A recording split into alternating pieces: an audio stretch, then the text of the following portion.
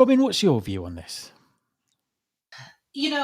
What this reminds me of is the same old tired talk about generations that we cycle through over and over and over again.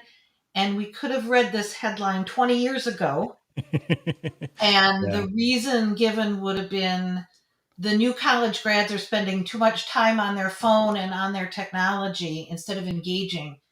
And now in 2024, we're saying, they're, maybe they're not they don't know how to engage with us anymore or something, but we Mm. require them to be on technology. I mean, it's the same,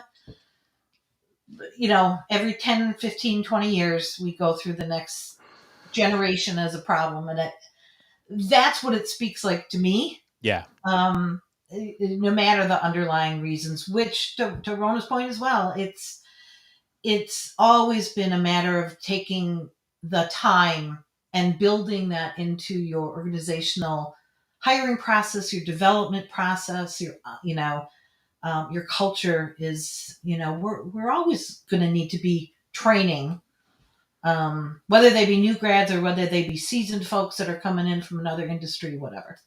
Yeah, and I think we're talking about a generation here that are the most digitally savvy people on the planet, and probably the most AI savvy people on the planet as Mm-hmm. well. There's a huge amount of skills, there's a huge amount of value there that companies are overlooking. And I kind of that the point about the generations is really interesting. I think anyone listening who's old enough to remember trying to get a job in the 1990s, it was like Generation X are all slackers. They don't like doing work. They're the slacker generation, all this kind of stuff. So we've kind of seen it. We've seen it before, but I think it's it's a shame that we're still, like we said last week with the skills article, it's a shame that we're still seeing this kind of these kind of attitudes towards this. So Mm-hmm. let's move on to the second headline.